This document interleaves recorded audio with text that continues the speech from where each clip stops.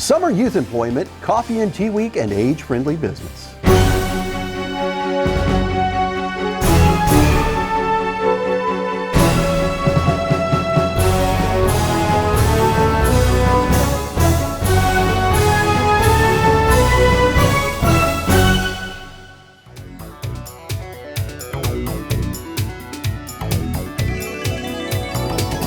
Welcome to Lexington Now. It's the week of February 17th, 2020. I'm your host, Neil Noah. The popular Summer Youth Employment Program is back again, and we sat down with Brianna Persley of Partners for Youth, who told us all about it. I'm Brianna Persley with Partners for Youth, and this year we're excited to take the baton and run with it for the Summer Youth Job Training Program. We are partnering and collaborating with Fayette County Public Schools, who will be doing the recruitment of youth this year at each individual high school. The program is for 300 youth within Lexington who are rising 10th, 11th, and 12th graders. This year they will be making $10 an hour and working part-time for up to 20 hours per week for 6 weeks. The program will begin June 8th and will run through July 17th. There is a form stack on lexingtonky.gov where each individual employer can go and fill out a form to register to host a youth worker. So we really want to tap into what the youth are interested in. And so there are 24 categories that we have used from the Chamber of Commerce directory that will state what type of businesses there are and what type of categories of businesses. So with the Summer Youth Job Training Program, we always look into the household income and economic factors, and those will be kids that take priority for the program as far as applicants and receiving jobs, but it is for everyone. Many area businesses are returning. One of the popular sites for kids is Crank and Boom, and they really take the kids on and do that mentorship component. I know that last year the kids were able to come up with their own ice cream flavors, so that was really exciting. The Human Rights Commission, they're really good with taking the kids on and teaching them all about law, which is really fun for the kids.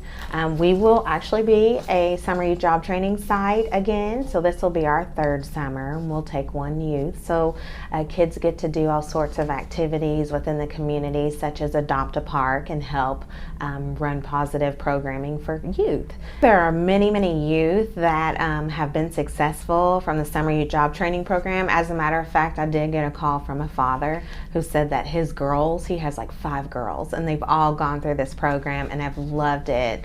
I think the oldest daughter is 28 years old and she's doing really well.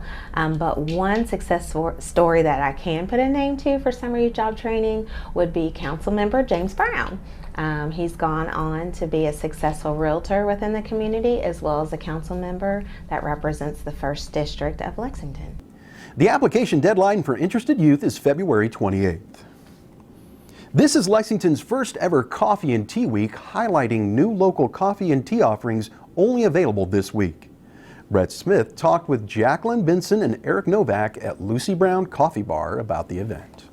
Lexington Coffee Week is February 17th to the 23rd of 2020. You can find participating shops and the featured coffee and teas of the week at lexingtoncoffeeweek.com. And we're also on Facebook and Instagram at Lexington Coffee Week. This is the first Lexington Coffee Week, and we hope that it's very successful and that it becomes an annual thing like the other weeks in Lexington. And every year we get to show our love and support to the coffee shops. When we were thinking about Lexington Coffee Week, it started out as an idea for a tour, and it kind of grew into more of a community event. That was like a one-time focus to really get people engaged. We wanted to really see how can we just bring more awareness to the coffee shops. There's so many amazing coffee shops here, and even if you try 1 or 2, you've not even tapped the service. So we really wanted to see, hey, how can we bring some more publicity? So Lexington Coffee and Tea Week is a week-long event that focuses on coffee shops trying new coffees, a featured drink of the week, and spectators, participants trying a new coffee shop. Well, hey, it's cold, it's February, we get that, you don't want to get out of the house, but this is the perfect week to do it because you get to try something new and you get to go to a new place. As fellow business owners, the two of us, we don't have a brick and mortar per se, but we do feel where you have to be everything. You have to be every employee, every type of role in a business, and on top of that, having a brick and mortar, you have to manage so much more. So I really hope that the businesses, the coffee shops here in Lexington, really feel supported, they feel welcomed, they feel that we are here and that we're going to continue to support them. It's important to a local coffee shop like ours because it spotlights places you may have not heard about quite yet. Lucy Brown is kind of downtown and a little hidden, and a lot of people wouldn't know about us if it weren't for this Coffee and Tea Week. So it's helping local businesses just to be known a little bit more on people that may not go downtown all the time and walk around. It spotlights new businesses for you to visit. Yeah, we just hope that they get more publicity, that more people come in and try the drinks, especially, we've got people who've been here for a long time, people who've been just opened up, people who are going through rebrands, shops that are kind of switching over their menus, and so there's always something new, and people are really pushing the envelope as to what they're trying at the different shops. We've got some really crazy drinks. I'm not going to name any names, but you can go to the website and find out who's making what, but we've got some really, really unique drinks, so we've got a huge amount of different options for all kinds of tastes. In Lexington, we've got the most restaurants per capita of any state or of any city in the United States. So we have a huge amount of things for people to consume, a huge amount of things for people to do. And so we just really want to make sure everybody understands here's the different places that you can go, here's the different coffees you can try, and they all have such unique offerings. It's really worth it to switch up your morning and try something new. When you think about, we have over 20 locations in Lexington that are serving coffee in the morning. That's not a chain. It's important to me to continue to show them. And so this week is kind of, it's a great time for the customers to save money, but let's, as coffee drinkers, as tea drinkers, let's show those coffee shops how much we love them and that we don't want them to go anywhere and that the community is here. So grab a friend, meet somebody new, and go try a new coffee shop and try some weird combination drink, or maybe try one that it's kind of a little bit more safe because we have all the spectrums with the drinks this week. There's some really fun flavors out there that I'm excited for people to try. For a full list of participating shops and featured drinks, go to LexingtonCoffeeWeek.com. When we come back, we talk age-friendly business.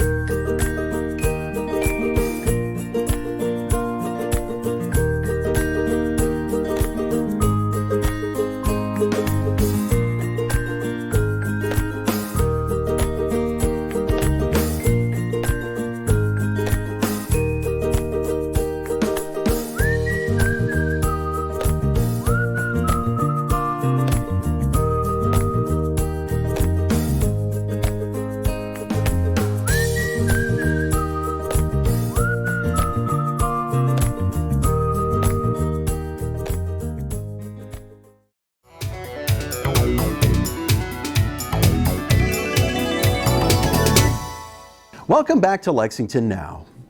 The average lifespan is longer than ever, and that means more and more people are out and about in the community later in life. This has made it more important than ever to make businesses and public buildings accessible to people of all ability levels. I'm Jason Jones with the Commission for People with Disabilities.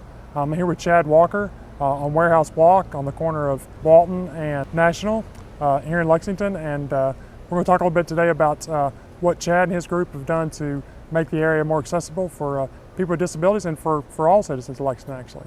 In an effort to make the neighborhood as accessible, friendly as possible, we've done several improvements that include adding ramps. We've altered the striping, or in the process of altering the striping. We've gotten with the neighborhood on such issues as not blocking accessibility lanes, as well as sidewalk, things like that. And yeah, it's just a kind of a continual process trying to make the neighborhood as accessible, friendly to ultimately everybody in Lexington, not just people that utilize chairs, but older people, mothers with strollers, etc. So how did this come about? Did you see the need for accessibility? Did you visit other places? I know that you approached us at the commission and said, we really want to make this great, and have honestly gone above and beyond what you really legally had to do. What was your reasoning for wanting to make it so accessible and user-friendly for not just people with disabilities, but for everybody? Sure. Well, when we originally began fixing up properties in the neighborhood, the American with Disabilities Act was still in its infancy, and as the neighborhood has changed, the accessibility requirements have changed as well. But what really prompted it was one of our neighbors who utilizes a chair called me and said, "Would you mind going for a ride with me today?" And I actually went up to his house, and he gave me his old chair. He took his new one, and we did a little ride across the neighborhood. And he kind of opened my eyes to things that you may not realize is a massive issue that someone in a chair is going to have a big problem with. And so yeah, he pointed out a bunch of stuff to it. We fixed some of those, and then kind of as a continual audit to the neighborhood, that's when we approached you guys to see what we could do even more. What would you say to other developers or other people that have this type of property and businesses and that kind of stuff? What would you say if you had the opportunity to talk to a large group of them about how important that accessibility is? It's hugely important, and it's such a simple thing to do. You're talking about, for example, adding a concrete ramp. That costs money. That's expensive. But once it's up, it's there forever. That's a capital expenditure that improves the value of your property, and it's one of the cheapest ways. It's not an air conditioning unit that goes out in 5 years, or landscaping that may die with the drought. This is something that's fixed for a very, very, very long time, and I don't really understand the argument against it. It makes no sense, and so that's kind of where we're at. Is some of the things we don't have to do, we still go ahead and do because it makes sense in the long run. It improves our property. It allows everybody to access it and to become part of the business community, and it allows kind of the continuation of commerce. So it really, the argument against is so minimal that it just kind of evaporates to nothing. The Citizens Environmental Academy is now accepting applications for its next class. We caught up with some participants to get their perspective on the academy. It was the first time that the CEA was being offered 2 years ago, and I think I found out about it through just City Parks and Recreation. They were recruiting for it as a new program, and I was very fortunate to hear about it for the first year. Well, I had heard about Citizens Environmental Academy last time and stuff, and we thought about it, and I'm recently retired from UK and looking for opportunities to build, and I did a lot of work in sustainability at UK, so when I heard about the Citizens Environmental Academy, it seems a natural thing, so applied for it and got a chance to get in. Our project is called the Stonewall Creek Riparian Project, and we've done a lot of assessment, a geologic assessment, a wildlife assessment, water quality, and learned so much, and we're working on opening it up for education and wildlife viewing and water quality. I think for just any resident of Lexington, kind of getting an overview of all the different things that the Department of Environmental Quality and Public Works does, as well as some of the associated departments. This is probably the best way for you to learn about all those things. And then even more than that, the ability to get some funding for a self-directed project is really unique and lets any citizen just kind of intervene in the city, get involved, create some projects. It's a really unique opportunity. It's something that doesn't exist anywhere else that I've seen. The one thing that the Citizens Environmental Academy has taught me is that one person can make a difference. And that's what makes this project so great. Once you start talking about it with neighbors and kids and other groups, we've gotten all these other partners involved. That's been a great enlivening of the neighborhood to work on this park. One of the things we talk about, I've been telling my friends, is how much confidence we have in our government officials, the kind of commitment they have to whether it's running the traffic lights energy efficient way in the buildings and the water quality and stuff, and getting behind the scenes and learning about that's really been fascinating for me and giving me more confidence that we've got good people around us. One day I was scrolling through Facebook and I saw this pop-up that talked about folks in Lexington who might be really interested in the environment and helping to take care of it. And I thought that was right up my alley. And so I applied for that, and it was a really good decision. If you've got a passion for anything environmental or city works, it just gives you that great up-close personal view of things you wouldn't normally get to learn about. Applications are being accepted throughout February and March. Despite the President's Day holiday, we've got a busy slate of meeting coverage for you on Lex TV this week. Chris Edwards returns with a preview. Thanks, Neil. There are only a few meetings on Lex TV to tell you about for this week. First, on Tuesday at 1 p.m. will be the Council's Planning and Public Safety Committee meeting. On the agenda are two presentations. The first is on the short-term rentals in Lexington. An example of a short-term rental are the Airbnbs, which have become very popular. The second presentation will provide us with a comprehensive review of Lexington's Division of Code Enforcement. Then at 3 p.m. on Tuesday will be the Council's work session. And finally, on Thursday evening at 6 p.m., Lex TV will bring you the second formal Council meeting for the month of February. At the beginning of this meeting, there will be a recognition from Kentucky Americans Science Fair Project. That's all we have for this week's meeting schedule, but be sure to check back next week when Lex TV has a full schedule of meetings to televise and web stream. Neil? That's all for this week, but as always, you can keep up with us on social media, check out the latest traffic updates on Twitter at LexRex, or catch our live traffic cams on LexingtonKY.gov. For all of us at Lex TV, I'm Neil Noah, and that's it for now.